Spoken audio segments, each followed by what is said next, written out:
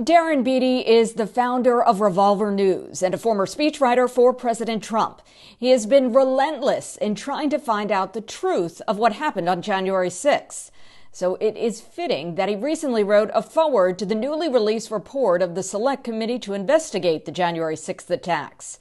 While you can get the report from the committee itself online, Beattie's foreword from Skyhorse Publishing gives a unique perspective on the disturbing makeup of the committee that came up with the report and why there are still so many questions that need to be answered. Darren, thank you so much for joining us today. Excellent to be here. Thank you so much for having me. Well, I appreciate so much that you took the time to write this foreword to this gargantuan January 6th report that was put out by the committee, because frankly, a lot of it is a bit confusing at this point. When did you start investigating what happened on January 6th? And what is the most succinct way that you can describe what you believe happened? Well, those are both great questions. As to when I started, it was actually quite early on, before the full sort of Revolver.news Darren Beattie thesis crystallized. Very early on, it was clear that there was a narrative compulsion on the part of the regime media to cast this as a great domestic terrorist event perpetrated by Trump supporters. And you saw this in falsehoods like the story about Officer Sicknick, Brian Sicknick, the Capitol police officer. They were reporting that he was bludgeoned to death by the MAGA mob. And my news organization, Revolver.news, basically refuted that. And the New York Times changed its story to say that no, he wasn't bludgeoned to death, but he died as a result of bear spray from the mob. And we did a heat map, like really crazy, like image analysis, basically saying the person that they claim bear sprayed him, it couldn't have worked out that way, the way that the New York Times described it.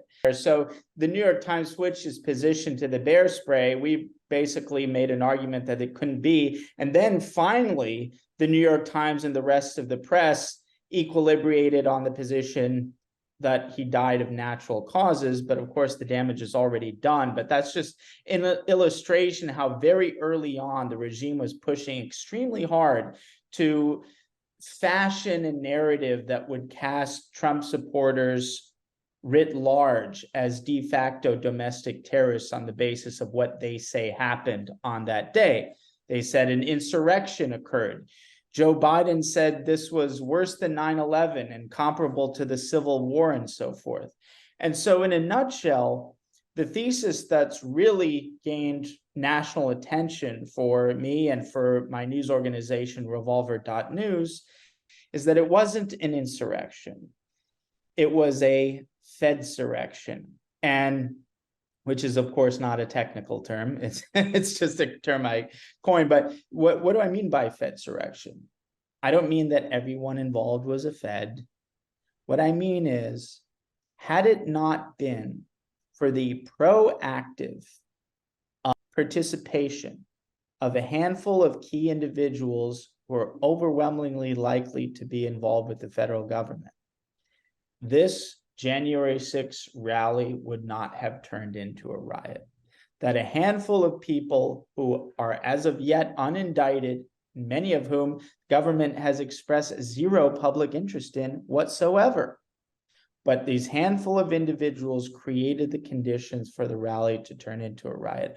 One of those individuals that Revolver News has covered extensively, and which is as closest to a household name as you'll get for a Fed-connected provocateur, is Ray Epps. But there are others that are equally egregious and in some ways more mysterious and dark. We can get into some of them. If we talk about Ray Epps, because I'd like to play his clip. I'm sure you've seen it many times, but I don't think people are making the connection that this man the night before was out there telling people to go to the Capitol, which this clip. He wasn't saying go to, he was saying go into. And that's a very important distinction, because to go to the Capitol could be interpreted in a kind of, oh, this is okay. We're just going to go, to the Capitol grounds where we're permitted to be, and that's the end of it. But he's saying go into the Capitol. And in fact, he prefaced both of his exhortations to the crowd to go into the Capitol with saying, acknowledging what he was commanding them to do was illegal, because he said, I'm probably going to go to jail for this. I'm probably going to get arrested for this. But tomorrow we need to go into the Capitol. Into the Capitol. And again, this isn't just a big drunk guy who had a crazy idea of it. That's the last we heard of him. On January 6th, he fulfilled his stated mission to get people to go into the Capitol. He was a veritable Where's Waldo on January 6th. He was everywhere. And people forget, Trump's speech wasn't at the Capitol. Trump's speech was, about 20 minutes away from the Capitol. So Ray Epps, who flew all the way to DC from Arizona, presumably because his son wanted to attend Trump's speech and his wife told him he needed to go to look after his son. Well, he abandons his son and he doesn't even go to the Trump speech. Instead of going to the Trump speech, he's there telling the crowd, saying, when Trump is done speaking, go to the Capitol. We're all going to the Capitol. That's where our problems truly lie. By the way, it's in that direction. Spread the word. He's doing this over and over and over and over. And so the thing is, a lot of people had no idea, it wasn't this generally known thing that we're going to the Capitol after the Trump speech. Somehow this was an idée fixe in Ray Epps's mind. And he was very committed to this mission. He skips Trump's speech, and then, conveniently enough, he happens to be pre-positioned the exact place at the exact time when that first decisive initial attack on the west perimeter of the Capitol occurred. And in fact, he's not just there. In his own text message to his nephew, he says, I orchestrated it. And in fact, he's right there at the front lines by the bike rack with a line of cops whispering into a guy's ear. And no more than 2 seconds later, that guy's breaking down the barriers, busting through the barriers. And Ray Epps's behavior on that day and the evening before was considered so egregious that the FBI included him as one of the first 20 people on their most wanted list related to January 6th. But not for long. And then something crazy happened. And then this pesky little upstart news site called Revolver.news published a piece that explored the possibility of federal involvement in January 6th. This initial piece didn't even involve Ray Epps, but it pushed the narrative out there.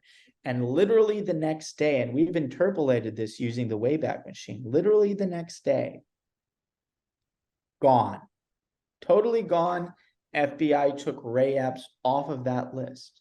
The New York Times, which in its ominously titled January 6th, Day of Rage, of all the footage they could have picked, they chose Epps's footage, understandably so, to advance their position that, oh, it was a bunch of MAGA people planned this in advance. They chose Epps to be the key villain there because the footage of Epps was the most egregious they could find. Oh, the New York Times did an about face too, just like the FBI. The New York Times goes from Day of Rage Ray Epps to a fully dedicated puff piece on Ray Epps, if you believe it or not. Ray Epps is the only January 6th riot participant about whom the New York Times has written a puff piece. And then take it a step further, we go to Crybaby Kinzinger. Crybaby Kinzinger spends most of his days on all fours. He doesn't really walk on 2 feet. He's called Crybaby Kinzinger. He was a tough questioner on that committee. Loathsome individual, but ridiculous. And look, this guy, he's never met a Trump supporter he didn't want to see rotting in prison for at least 50 years. And then all of a sudden, the January 6th committee transcript of their interview with Epps comes out. Epps, by the way, is like blaming Revolver specifically for all of his troubles. And to their credit, most of the January 6th committee people interrogating Epps did a far superior job to the New York Times. They were puzzled, understandably so. They're like, geez, this guy is lying through his teeth. One inconsistency after the next, but they were, these people are not heroes. They're not the highest IQ, but they're at least high enough IQ to understand that, oh, the bosses said that we're supposed to be favorable to Epps. That's what the bosses said. It's like, so these dumb obedient dogs who understood, like anyone with a just modicum of common sense would understand, this doesn't add up at all. They're asking questions, and some of the questions, frankly, I was impressed by, because I've been all through this material and I was thinking, okay, man, if only I was there, I'd ask this follow-up question. Some cases they did actually ask really good follow-up questions, and there's one exception to this.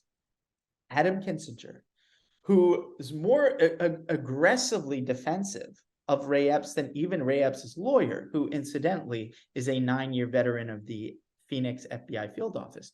But Adam Kinzinger is his real lawyer. And every single time, it's just over and over and over again, he bends over backward to offer the most implausibly charitable interpretations of Ray Epps' many, many inconsistencies and downright lies. And so you have three things. You have the FBI takes him off their most wanted list. You have the New York Times does an about face, writes a puff piece on him. And then you have Adam Kinzinger, the crybaby, on all fours, all of a sudden acting like he's Johnny Cochran to Ray Epps' OJ. And it doesn't make any sense unless you just allow yourself to acknowledge the dark but obvious interpretation of the whole thing, which is that Ray Epps was not an authentic actor on January 6th. He was not an authentic actor. So who's going to find out what he was doing there, or who put him up to it, or the reasoning behind it? Well, that's a great question. And, I've spent a lot of time trying to figure out what the exact arrangement is, because I think, like, when people say Fed or something like that, Fed is not a precise term.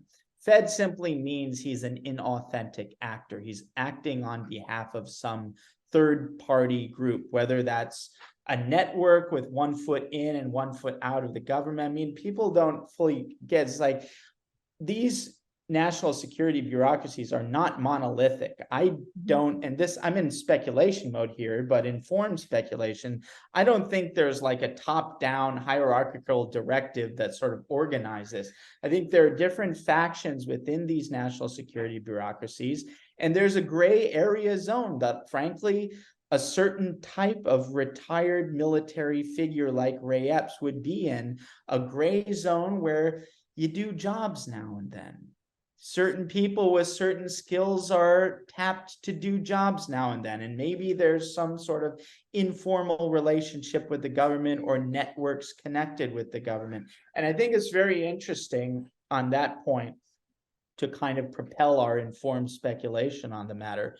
I mentioned that Ray Epps' lawyer was a 9-year veteran of the Phoenix field office of the FBI. Now, he did a big tour, and he would tell anyone within the ears to hear it, that Ray Epps is not a member of the FBI. He's not involved with the FBI, and he is not involved with any law enforcement organization. Now, I noticed this is very strange. So this is a lawyer. You have to understand how lawyers talk and why they say what they're saying.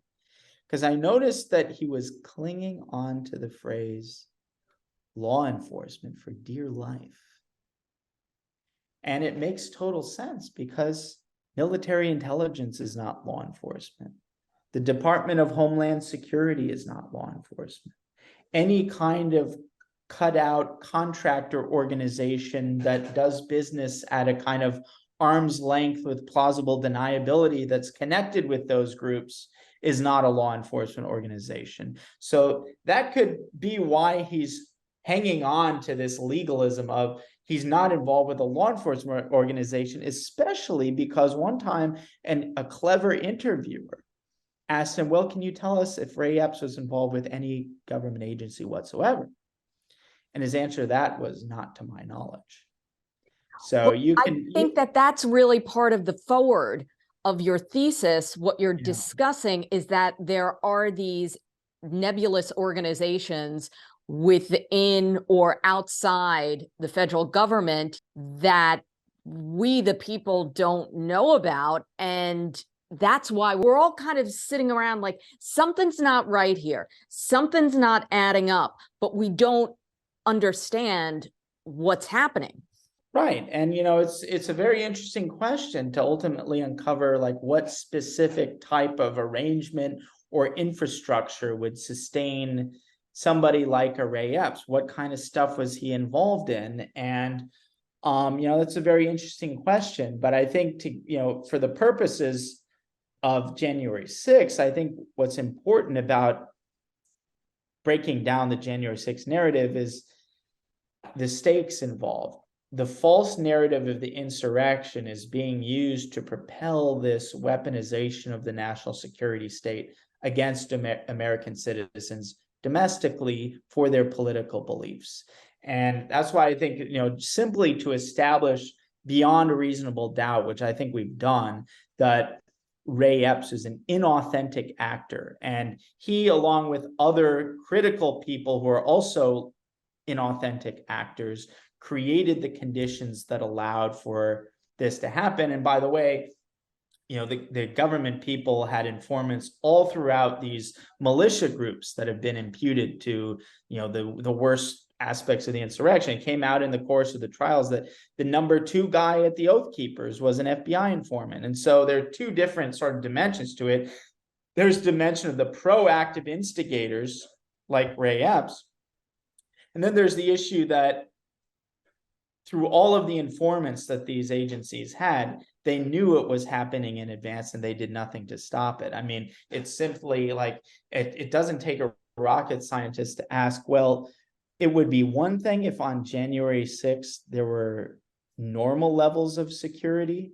That would be weird enough because frankly, there's this big event. Trump is going to be speaking there. It's not a mystery that's, Trump speaking in DC plus a very controversial certification vote is something you might want to have elevated security for, and but it wasn't just that they had normal levels of security. On that day, there was uniquely poor security. And that just doesn't make any sense. The whole thing with the pipe bombs, I know you've been very aggressive about trying to get all of the footage of the pipe bombs. Why is that so important to you? What is that footage going to tell us? That's a great question. And I say there are two smoking guns to January 6th. One is Ray Epps, the other is the pipe bomb. As we have limited time, I'll just give the people, you can get if you get the forward, the Skyhorse version of the January 6th committee report, just go into Amazon, Darren Beattie January 6th report, and go to revolver.news. We have very conveniently on both sides the January 6th series, go through this stuff. The Ray Epps part 2 and the pipe bomb stuff is a great place to start if you can stomach it, because a lot of people find this too disturbing to even digest. But I found the forward very easy to read, very informative. And I really on one page, and I thought I would share this with the audience. And we're talking about these are your words, talking about January 6th. Before exploring such questions, however, it will be useful to show that the current January 6th committee is the absolute worst vehicle imaginable for investigating January 6th. Far from serving as an objective fact-finding body, the Jan 6 committee functioned as an egregiously performative, partisan kangaroo display as to make propagandists in North Korea blush. True. No, that's very true. People saw the January 6th committee and through the eyes of someone who's just watching ABC, CBS, NBC, or maybe reading the newspapers, they say, oh, okay, they had a hearing and January 6th happened and there are a few questions. I just think the whole story, which is so much deeper and maybe you can talk to about with the pipe bombs. It's so much, this story means so much more than I think what people perceive it to be. And that's the media's fault. Absolutely. Well, I mean, the pipe bomb is basically, in a nutshell, this. There are three things. In order for the pipe bomb story to occur the way that we're told it occurred, two independently, nearly statistically impossible things had to happen. One, the RNC pipe bomb had to the exact minute when it was discovered, which is really weird. And when I say exact minute, I mean exact. So just to illustrate the point, the pipe bomber planted the pipe bombs on the evening of January 6th around 8 p.m. It had a mechanical timer, so I'm sorry, I think you meant January 5th. January 5th, yes, okay. You're right. On January 5th. The RNC pipe bomb was discovered at exactly 12:40 p.m. with 20 minutes stuck on the dial. The dial's there's a mechanical timer that's like a kitchen timer with only an hour. So it was discovered at 12:40 p.m. stuck on 20 minutes. That indicates precisely that the bomb was set to go off at 1 p.m., which is when the certification proceeding was to begin. The quote-unquote random pedestrian who found this at 12:40 called it into the Capitol Police. The Capitol Police began responding to this literally 1 minute before that Ray Epps assault on the Western Perimeter. And so the timing of the RNC pipe bomb's discovery was precisely coordinated to the minute, both to the certification proceeding and to that initial Ray Epps assault on the Western Perimeter. Now, how could somebody who planted the pipe bomb the evening before count on a random pedestrian to find it at the exact minute, such as to divert resources from the Western attack on the Capitol, which is the prevailing theory of the case espoused by people like the former head of the Capitol Police, Stephen Sund. And furthermore, for the DNC pipe bomb, this thing was sitting out in the open again for over 17 hours. January 6th is a high foot traffic day. No motorists, no pedestrians walking by. It was sitting right outside of a park bench that was outside of the DNC headquarters. So no DNC employees sitting down on the bench having a coffee that day. They didn't see it. Revolver.news proved that there is a physical security guard stationed no more than 10 feet away from where the pipe bomb was planted. That physical security guard didn't see the pipe bomb. And then the cherry on top is we know that Vice President Kamala, they say it's Kamala, but Kamala. I say Kamala. I say Kamala. I don't know why, but she was in the DNC. I don't feel especially inclined to correct myself, so I just say Kamala. So Kamala was in the DNC, and the weird thing is, they covered this up here, and I'm asking, why wouldn't they want to, they were milking the January 6th doomsday insurrection, ooh, terrorists, all this stuff. Why wouldn't they throw in the fact that, our color vice president-elect was in immediate existential danger from these pipe bombs? Why the Democrats exhibited no interest in the identity of the pipe bomber when this is allegedly this crazy MAGA white supremacist January 6th insurrectionist terrorist who planted an explosive device outside of their national headquarters? Why are they not interested in this? I think the questions kind of answer themselves at this point. Well, certainly a lot to think about. Thank you, Darren, for your reporting and, of course, joining us today. Once again, to check out the Revolver January 6th series, head to revolver.news for his amazing reporting. And you can get the January 6th report with Darren's forward at the Skyhorse Publishing website. That is skyhorsepublishing.com. And of course, you can find the book on Amazon.